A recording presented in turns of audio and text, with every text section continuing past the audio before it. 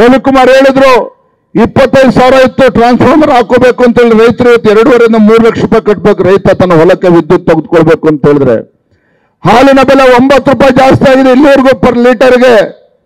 ಅದರ ಪರಿಣಾಮ ಪಾಪ ಬಡವರೇನಿದ್ದಾರೆ ಇವತ್ತು ಪೌಷ್ಟಿಕ ಆಹಾರ ಮಕ್ಕಳಿಗೆ ಒಳ್ಳೆ ಹಾಲು ಕೊಡಬೇಕು ಅಂತ ಹೇಳಿದ್ರು ಕೂಡ ಇವತ್ತು 1 ಲೀಟರ್ಗೆ 9 ರೂಪಾಯಿ ಜಾಸ್ತಿ ಮಾಡಿದ್ದಾರೆ.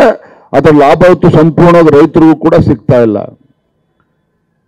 ಇದು ರಾಜ್ಯದ ಪರಿಸ್ಥಿತಿ.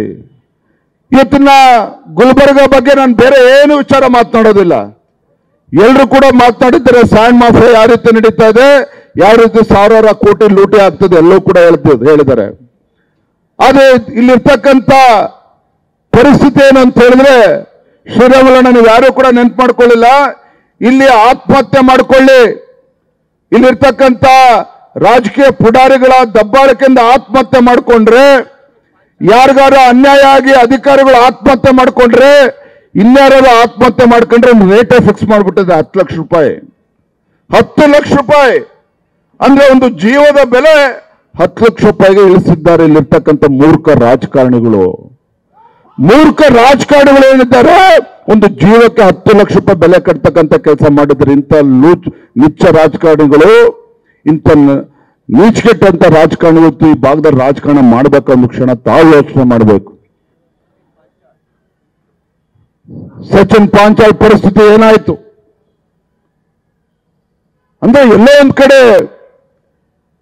ಕಲ್ಯಾಣ ಕರ್ನಾಟಕದ ಸಮಗ್ರ ಅಭಿವೃದ್ಧಿ ಮಾಡ್ತೇವೆ ಅಂತೇಳಿ ಮೊನ್ನೆ ಫುಲ್ ಪೇಜ್ ಅಡ್ವರ್ಟೈಸ್ಮೆಂಟ್. ನಾನೇನೋ 5,000 ಕೋಟಿನೋ 10,000 ಕೋಟಿನೋ ಕೊಟ್ಟಾರೆ ಅಂದ್ರೆ ನಾಚಿಕೆ ಆಗ್ಬೇಕಿತ್ತು ಕಾಂಗ್ರೆಸ್ ಸರ್ಕಾರಕ್ಕೆ. 250 ಕೋಟಿ ರೂಪಾಯಿ ಕೊಟ್ಟು ಫುಲ್ ಪೇಜ್ ಅಡ್ವರ್ಟೈಸ್ಮೆಂಟ್. ಅದು ಫುಲ್ ಪೇಜ್ ಅಡ್ವರ್ಟೈಸ್ಮೆಂಟ್. ಇವತ್ತು ಹಿಂದೆ ಯಡಿಯೂರಪ್ಪ ಅವರು ಬಿಜೆಪಿ ಸರ್ಕಾರ ಇದ್ದಾಗ ಗುಲ್ಬರ್ಗ ಈ ಭಾಗದ ಅಭಿವೃದ್ಧಿಗೆ ಕೊಟ್ಟಿರ್ತಕ್ಕಂಥ ಹಣ ಎಷ್ಟು ಸಾವಿರ ಕೋಟಿ ಕೊಟ್ಟಿದ್ದಾರೆ. ಇವತ್ತು ಸಿದ್ದರಾಮಯ್ಯ ಸರ್ಕಾರ ಬಂದಲ್ಲಿ 8,000 ಕೋಟಿ ಕೊಟ್ಟಿದ್ದಾರೆ. ಬಹಿರಂಗಕ್ಕೆ ಚರ್ಚೆ ಬರಲಿ ನೋಡೋಣ, ಮುಖ್ಯಮಂತ್ರಿಗಳಾಗ್ಲಿ ಪ್ರಿಯಾಂಕಾ ಖರ್ಗೆ ಅವರಾಗ್ಲಿ. ಇವ್ರಿಗೆ ಯಾರಿಗೂ ಕೂಡ ತಾಕತ್ತಿಲ್ಲ. ಬಾಬಾ ಸಾಹೇಬ್ ಅಂಬೇಡ್ಕರ್ ಅವರ ಹೆಸರು ಹೇಳ್ಕೊಂಡು ಇವತ್ತು ದಲಿತರ ವೋಟ್ ಬ್ಯಾಂಕ್ ಆಗಿ ಮಾಡ್ಕೊಂಡು ಇವತ್ತು ದುರುಪಯೋಗ ಮಾಡ್ಕೊಳ್ತಿದ್ದಾರೆ ವಿನಃ ಇದರಿಂದ ಯಾವುದೇ ರೀತಿ ಅಭಿವೃದ್ಧಿ ಕೆಲಸ ಕಾರ್ಯಗಳು ಮಾಡೋದಕ್ಕೆ ಸಾಧ್ಯ ಇಲ್ಲ. ನಾನು ವೇದಿಕೆ ಮೂಲಕ ಸವಾಲನ್ನು ಹಾಕ್ತೇನೆ ಪ್ರಿಯಾಂಕಾ ಖರ್ಗೆ ಅವರಿಗೆ. ಎಲ್ಲೋಗಿತ್ತು ನಿಮ್ಮ ದಲಿತ ಪರವಾಗಿರ್ತಕ್ಕಂಥ ಕಾಳಜಿ? ಯಾವ ಬೆಂಗಳೂರು ಮಹಾನಗರದಲ್ಲಿ ಹಿಂದಿನ ನಿಮ್ಮ ಸರ್ಕಾರ ಇದ್ದಾಗ ಒಬ್ಬ ದಲಿತ ಶಾಸಕ ಅಖಂಡ ಶ್ರೀನಿವಾಸ ಮೂರ್ತಿ ಅವರ ಮನೆಗೆ ದೇಶದ್ರೋಹಿಗಳು ನುಗ್ಗಿ ಬೆಂಕಿ ಹಚ್ಚಿದ್ರಲ್ಲ, ಯಾವಾಗ ಎಲ್ಲೋಗಿತ್ತು ನಿಮ್ಮ ದಲಿತ ಪರವಾಗಿರ್ತಕ್ಕಂಥ ಕಾಳಜಿ? ಎಲ್ಲೋಗಿತ್ತು ನಿಮ್ಮ ದಲಿತ ಪರವಾಗಿರ್ತಕ್ಕಂಥ ಕಾಳಜಿ?